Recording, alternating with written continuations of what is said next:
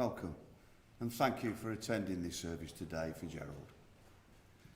This service is not about mourning Gerald's passing, but rather want to celebrate his life and also to support family at this sad time. During the service, I'll give you a brief glimpse into Gerald's life, and you'll also hear some poems and music in honour of Gerald. Our welcome also extends to those of you that are unable to attend here today and will be watching this over live stream. I would like to start the service by asking you to join me, if you will, in saying the Lord's Prayer. Our Father, who art in heaven, hallowed be thy name. Thy kingdom come, thy will be done, on earth as it is in heaven. Give us this day our daily bread. Forgive us our trespasses, as we forgive those who trespass against us. Lead us not into temptation, but deliver us from evil. For thine is the kingdom, the power and the glory, forever and ever. Amen. Jerry. Jerry was born in Willesden, London, to Mabel and Eric. Sadly, Eric's died of pneumonia when Jerry was only 5 months old. Mabel did remarry, though, to a chap called Harold Wrightston about 2 years later. Jerry was brother to John, who sadly died in 2018, and also a brother to Jean, who again sadly died in the same year. But he does have one sister, Beryl, who survives him. From 1941, Jerry lived in Lansdowne Grove, South Wixton, until the day he left home. He attended Bassett Street Infant School, then the junior school, before he moved on to South Wixton Secondary Modern. I suppose he'd have been a typical lad at school, really, getting on with a task in hand and doing what boys do. But at the age of 13, he got an after-school and Saturday job at Worthington's grocery chain. And then at the age of 15, he worked at Kingstone's furniture store at Belgrave Gate in Leicester. That was all before he got an office job at a watch company. I think this was all a little bit too mundane for Jerry, for in 1953 he joined the Royal Navy Fleet Air Arm. He did many tours of duty, visiting lots and lots of places, including Malta, Gibraltar, Ceylon, Singapore, Hong Kong and Australia. He left the Navy in 1960, and after leaving the Navy he had several diverse jobs before joining East Midlands Gas, working shifts in the control room. He stayed in the industry, working up to the position of control room manager at British Gas in Hinckley. Jerry then took redundancy when it was offered in 1996, looking upon it as an early retirement. He then did a degree at Leicester University based at Vaughan College, gaining his BA Honours degree in 2000. In Gerald's own words, in September 1954, I was eventually drafted to a new aircraft carrier, HMS Centaur. Before travelling there, I'd had a few days' leave, and I met my old mate Mick Weston at Siston. And this weekend changed my life. We were going to a dance at the local institute, and on the way there, Mick had spoken to a young girl who, with a friend, was parking her car. Her name was Maureen Clifford. It was so unusual at the time to see someone so young driving. Later, we would meet at the dance and we exchanged addresses. And I suppose that's where the tale really began. Because Gerald married Maureen on the 25th of the 8th, 1956, at St John the Baptist Church in Hugglescote. And she drove then on their honeymoon to Cleethorpes, as at this time he didn't drive. They set up home in married quarters at Eglinton Village and started their lives together. They were blessed blessed with 3 daughters, Lynn, Jennifer and Kim.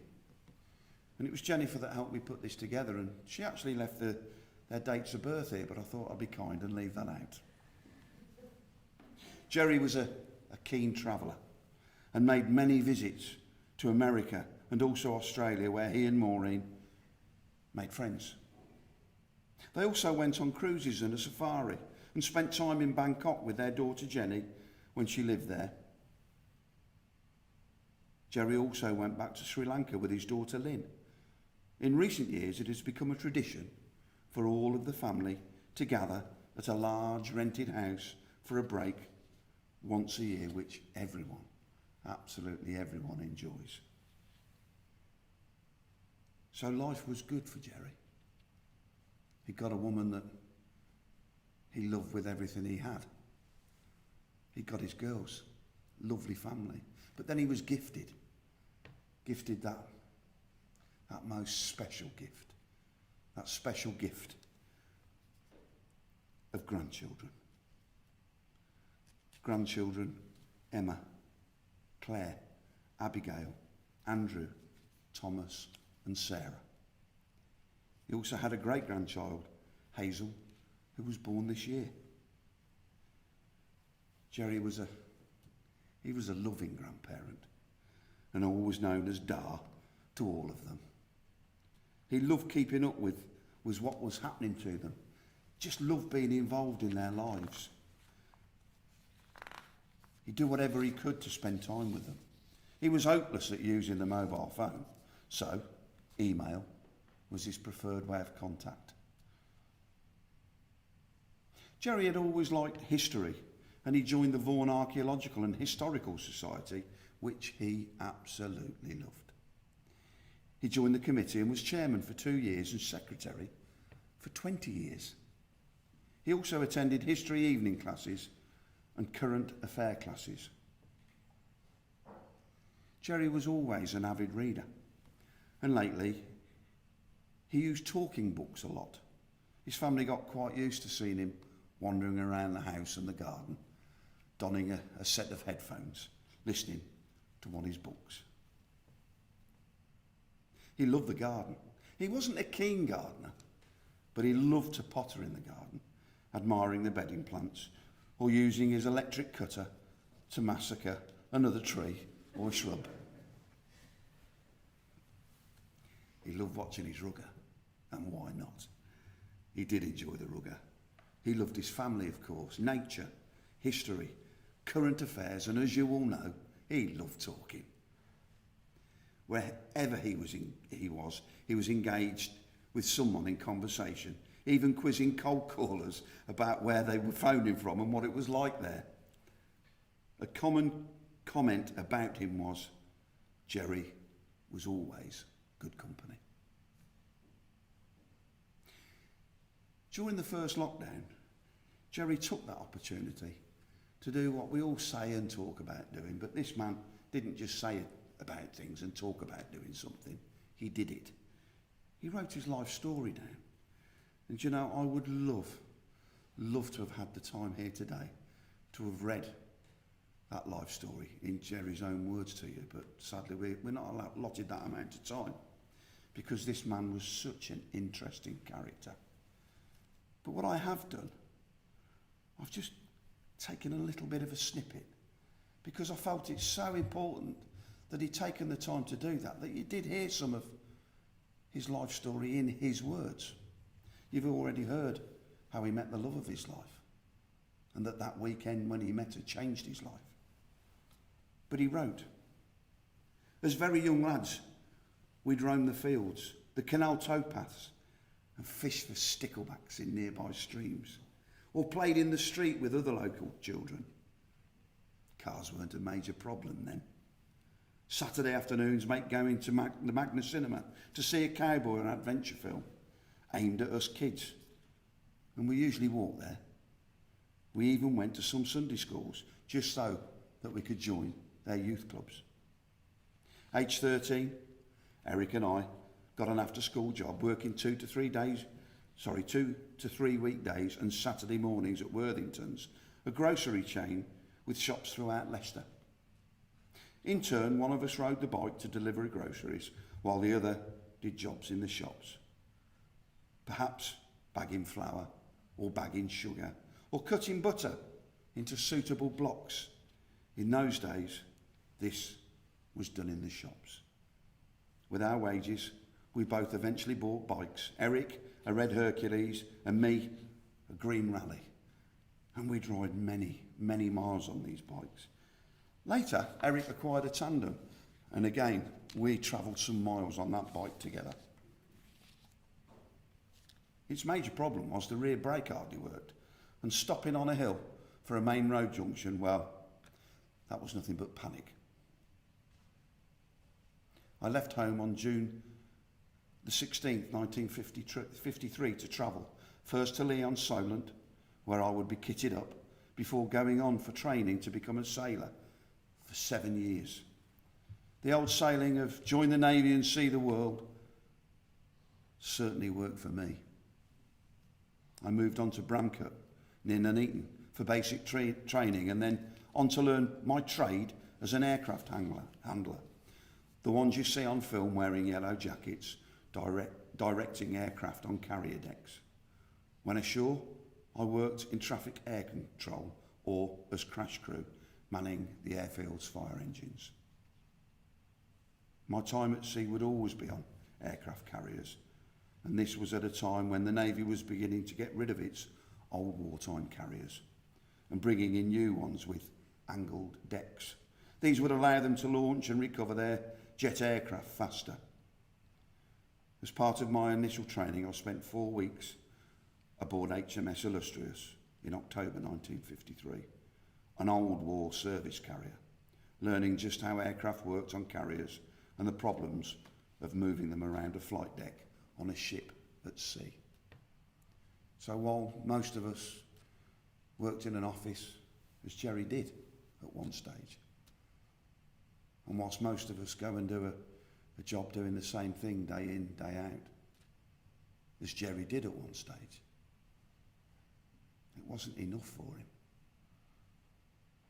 And when you read that life story, you could see the times that he spent as a youth. You could see the fascination, cutting up butter to sell in the shop, bagging flour and sugar, all these things we take for granted these days of just going picking them off a shelf. This man had an interest in life. More than that, this man loved. He loved his family and friends. He loved his life. But more than that, Jerry knew what it was to be loved. I'd like now to ask Tom to come forward to read a poem that, when you listen to the words, you can see why this poem has been chosen. Take your mask off. Dar was always known for putting everyone before himself, and this poem reflects that. It's called Not How Did He Die, but How Did He Live? Not how did he die, but how did he live? Not what did he gain, but what did he give?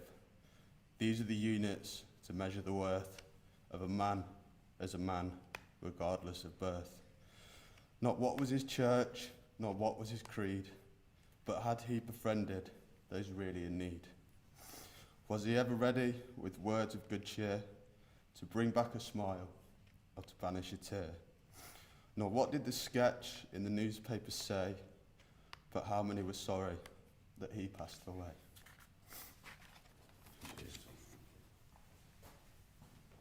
Thanks very much for that, Tom. Not an easy thing to do, to come forward and read a poem, or say anything, in fact, when you're saying goodbye to a loved one. I have a lot of respect for you, mate. Thank you very much. I'm going to play a piece of music now. A piece of music that will give you the opportunity to sit and just think about your times with Jerry. The things he said or did that just touched your hearts. It's Softly As I Leave You by Andy Williams.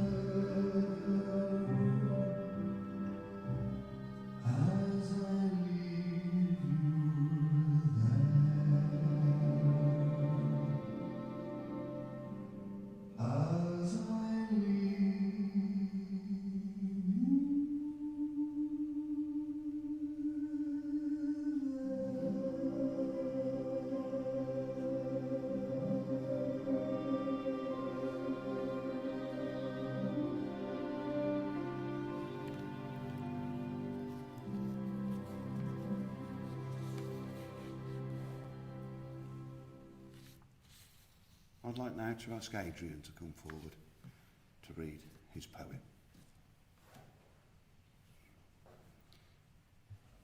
Her poem, his poem, got it.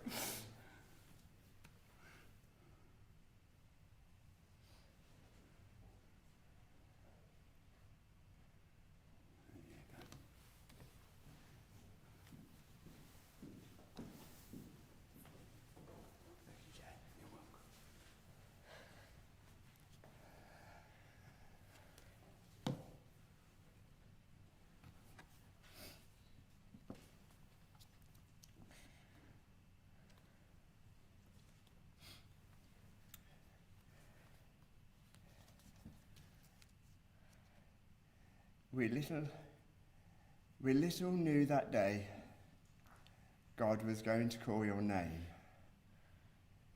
In life, we loved you dearly. In death, we do the same. It broke our hearts to lose you. You did not go alone, for part of us went with you the day God called you home. You left us beautiful memories. Your love is still our guide. And though we cannot see you, you are always at our side.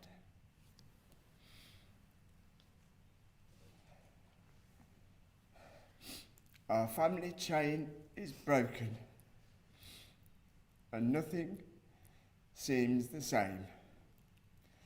But as God calls us one by one, the chain will link again.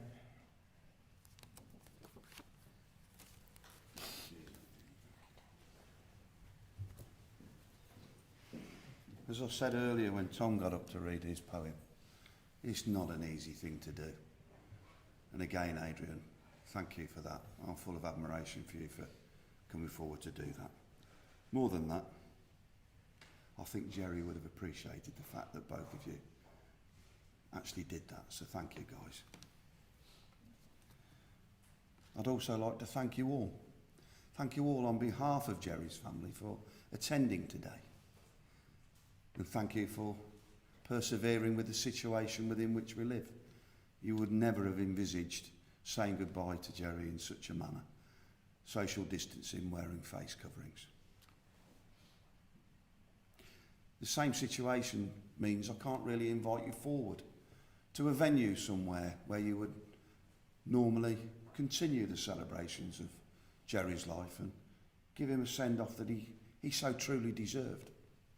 Perhaps next year you may hold a memorial service, a family and friend get-together. Until that point, I ask that you just do this one last thing for Jerry. Today, at, let's say 7 o'clock, charge a glass and raise that glass and toast the life of this man. Toast the life of a man that has so obviously left his mark upon each and every one of your hearts. And he left a mark in such a way that you know that none of you, not one of you, will ever forget Jerry for as long as you live. And whilst you're toasting him, just recall your memories of him and spend a few more moments in his company. Should you wish to make a charitable donation in memory of Jerry, you can do so to the British Heart Foundation, and you can do that via McCartney's, and you can do it online via McCartney's. And now I would ask that if you are able and comfortable to do so, you would be upstanding for the committal.